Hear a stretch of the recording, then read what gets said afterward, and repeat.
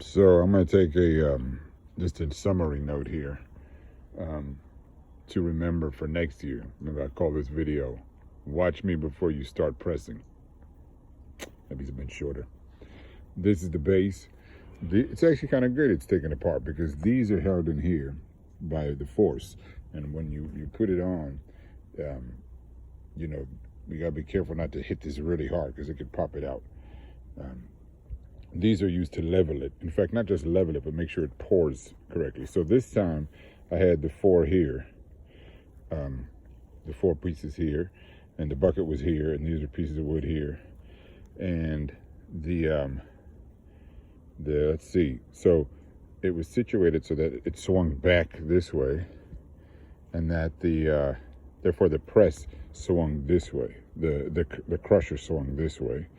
And when you put the crusher on, and now we go in here, it's also a good idea to take these and leave them in. These are the ones that hold those. They can be inside because they get wet. Just take these, dump them there, and that could be the resting place. Nothing is it's either there or on that. Then you can't lose it.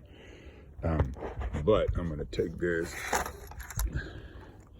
So yeah, these big washers and these whatever butterfly nuts are used to secure the base. And then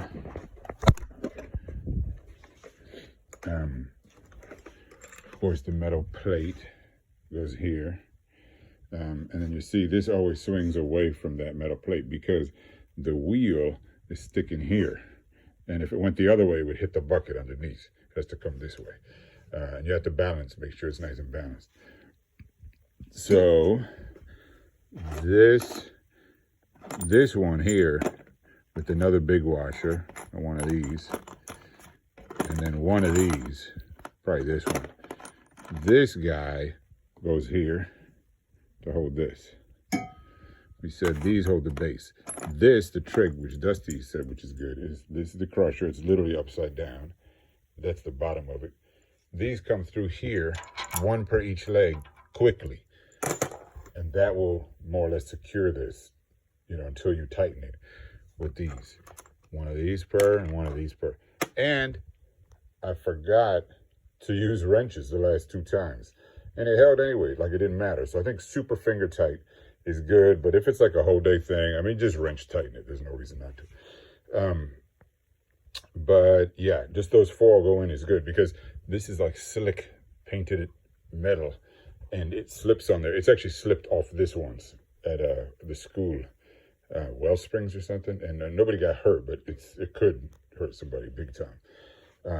That of course has a little clippy thing on that end. This end's flat, that end goes here, and the other end goes here, and that clippy thing holds it. And then use this here to do it. I've noticed lastly that it doesn't really seem like it's a good idea to put that wooden, is it around here? The wooden hopper on top of this. Because the real way to do it is momentum. You don't want to stop. You don't want to get stuck, crush, and then you got to keep going. Just if you can get this wheel, this flywheel, this heavy wheel spinning good, then you can just toss each apple or a few apples at a time. You could have somebody there watching, ideally, just feeding apples into it, and you're just going and you get them all done quick. This, of course, goes on top. And you can, or on top first, you put that plate, of course, there. And you can take the bag that goes in there. There's a bag. And once you crush it once, take it out, shake it up, crush it again.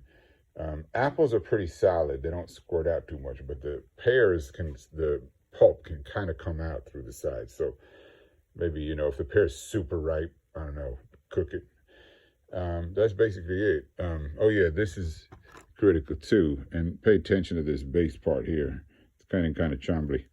But it goes right there, and then you can go one way or the other. Got to remember to grease that in the first of the year.